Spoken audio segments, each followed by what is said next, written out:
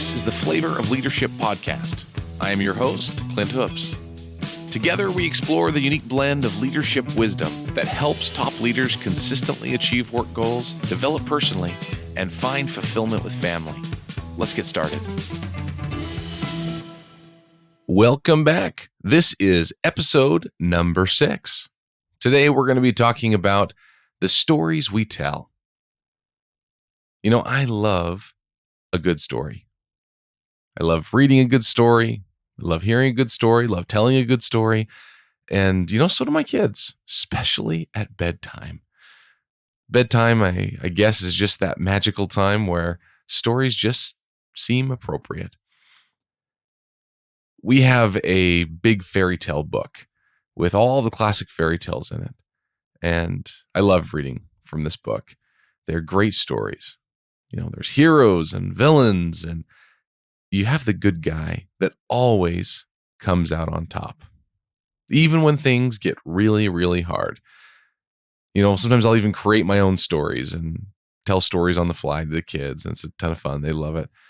And, in my stories, the good guys always win.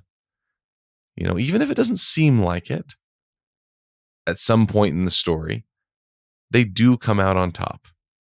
That's the funny thing about most stories is that if you stop at some point in the middle, it will not typically look very good for that supposed hero. But if you give it enough time, good will prevail in the end. And I truly believe this. I believe that in my life. If you seek to do good, things will work out in the end. Even if you have to wait for what seems like a very, very long time, I do believe that good will prevail. And that if you're seeking to do good, to have integrity, in the end, things will work out. Even if in the moment, it doesn't seem like it. The stories that you tell your kids impact the way that they think and impact the way they view the world around them. I know that was true for me. And the way that I view the world is really a sum of all of the different stories that I've been told from growing up.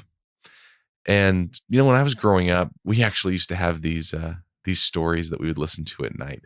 We had audio cassette tapes. We had a whole stack of them. And we would listen to them at night when we went to bed. And I love these. They'd be stories, from the scriptures or stories that showed good morals and they would really help to teach and shape the way that we saw the world. And we didn't often fully realize it. We'd be listening to these stories and they'd be talking about people and typically the people would be going through something very hard. It would talk about all the things they did to overcome the adversity and to come out a stronger and better person on the other end. I loved listening to them. I loved hearing the way that people would overcome the hard things in their lives and become better along the way. And I believe that's the story of our own lives. And we have so much to give and to share with others. Depending on the stories that we tell, it will impact the way others view us, impact the way they view the world, especially those that we have a lot of influence on, like our own children, like the team members that we lead. We have a lot more influence on the way that they see, maybe not the whole world at work, but at least their work world. And I think we have a lot more influence over the way they think and what they do than often we realize in our role as a leader. My kids at school, they've been learning some different stories and different things from school about having a growth mindset. And, which basically means that, having a growth mindset means that we can work hard to improve, in the things that we desire, right? So in the end, we don't want to have a fixed mindset where things can't improve and they're the way they are. We want to have a growth mindset. And I love that. I love that my kids' school is helping them to learn that. My daughter Madeline, it's fun because she's been learning that at school and she has been pointing out, growth or fixed mindsets at school that she learned at school at our house every day. And so lately it's funny. She won't let us even say that we can't do something. She says we need to change our words so we can change our mindset. And I think this is powerful. I think it's incredible that at 7 years old, she understands the power of having a growth mindset. And I love that she learned this at school and that she's helping to teach others about it already. And she's letting it change her life in a positive way. So this is powerful, but it can go in both directions. I wonder what other things she will learn through stories that people tell that are not so healthy. I don't know about you with your kids, but my plan is to know what she learns so that I can make sure it's healthy. Because we need to be a positive influence on our children. In the end, we need to do the same for the people we lead at work. If we're not intentional about the things we do and the influence we have, then in the end, we won't be leading correctly.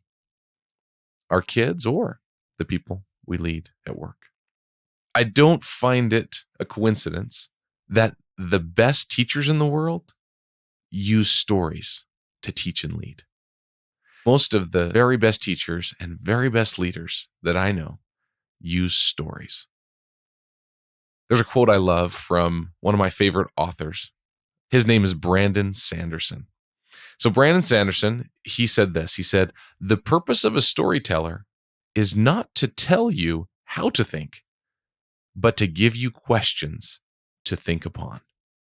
When I think of that quote, it actually makes me think of the master teacher, Jesus Christ. And he is one that taught through stories. He taught through parables in a way to help us all grow so that we could pay attention to the things around us and let the stories change us. They would give us the questions that we need to think upon, like Brandon Sanderson said. And so when I think of the way to use stories to teach my children and to teach my team at work, I feel like I need to use the experiences that I have from my own life.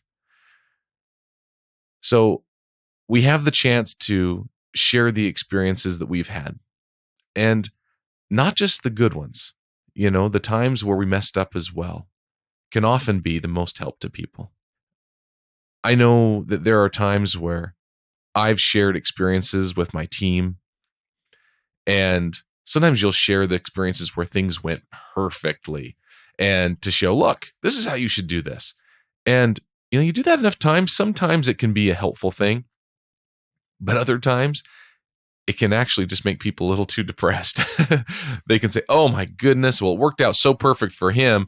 How come it's not working out so well for me? And in the end, people don't often realize all of the many, many times that it didn't work out that perfectly for you either.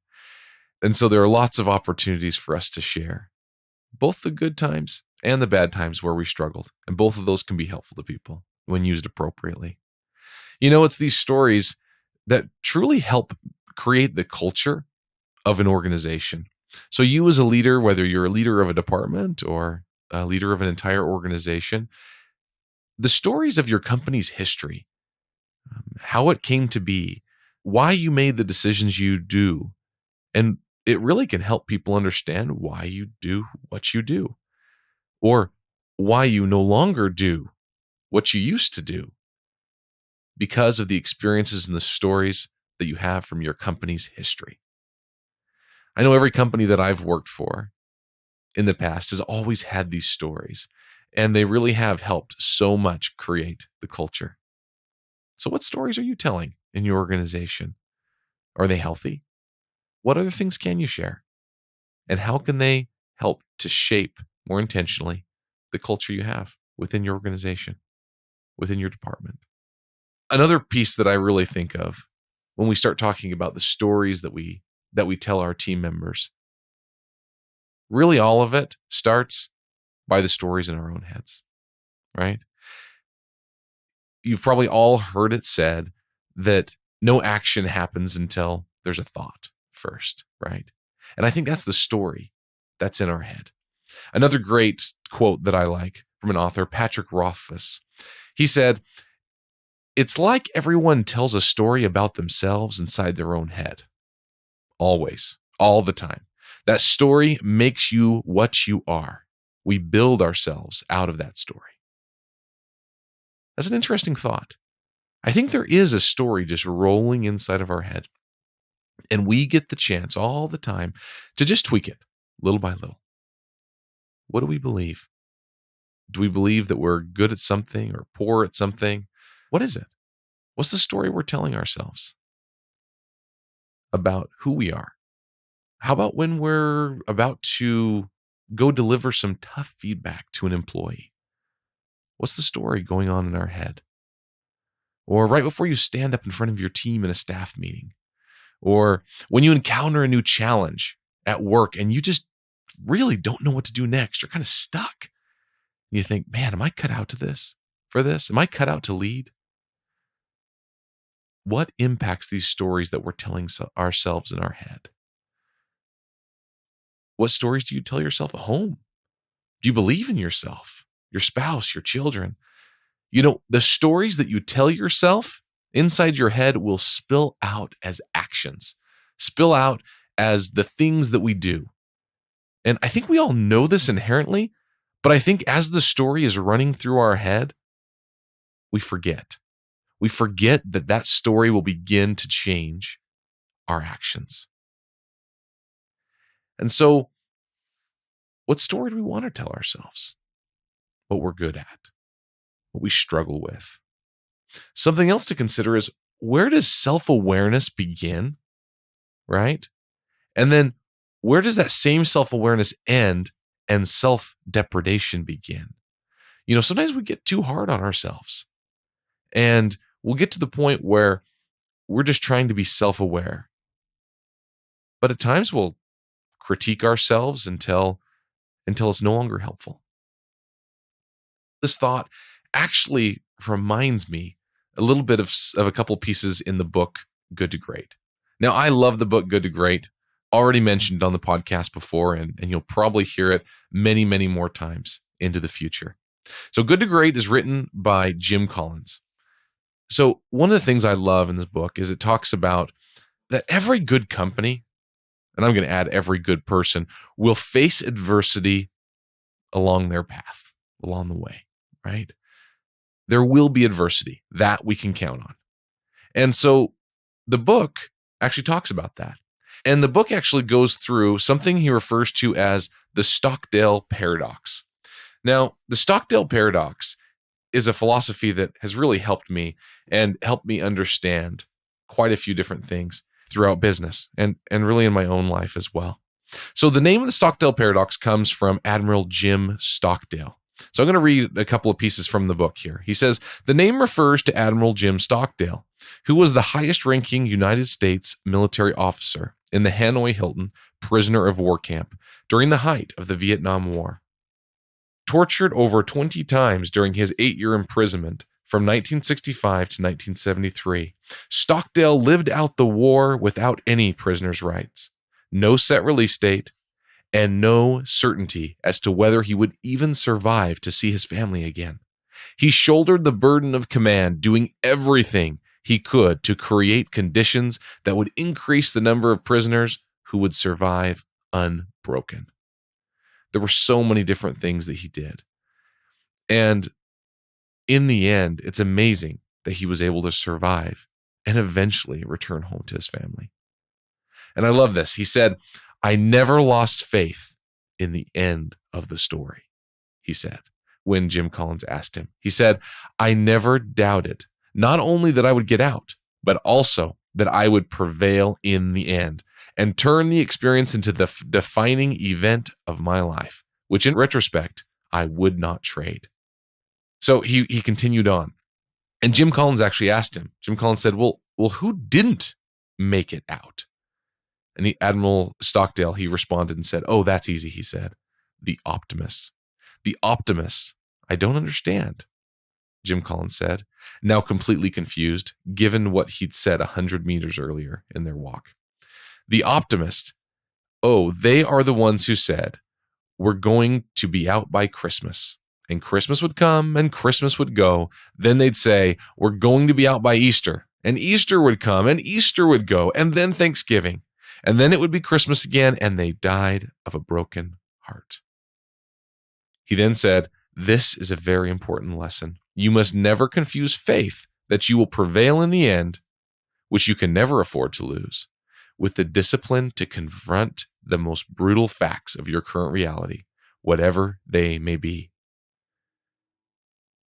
And Jim Collins says, to this day, I carry a mental image of Stockdale admonishing the optimists. We're not getting out by Christmas. Deal with it. I have read those paragraphs from this book dozens of times. Often, I will turn to those pages when I'm in the middle of a big struggle at work, when it seems like nothing can go right, and it seems like everything I do faces more and more adversity. And I have to remember over and over again that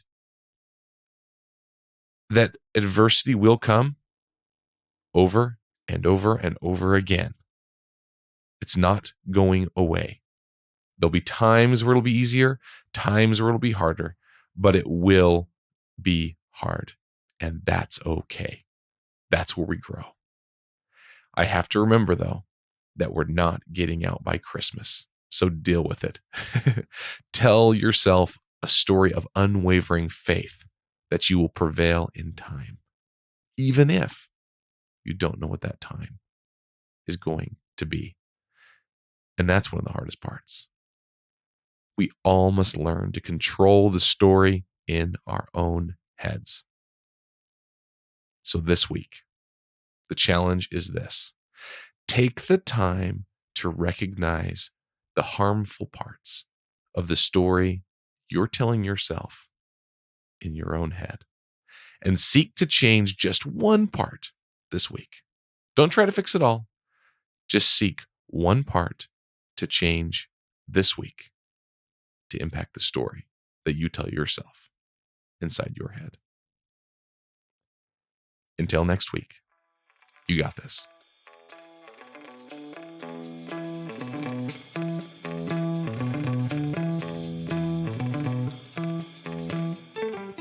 Thanks for joining me on this week's episode of the Flavor of Leadership podcast. If you enjoyed what you heard, please share it with a friend. And if you haven't already, subscribe, rate, and review the show on your favorite podcast player. If you have any questions, comments, or feedback for us, you can reach me directly at flavorofleadership.com. Thanks for listening.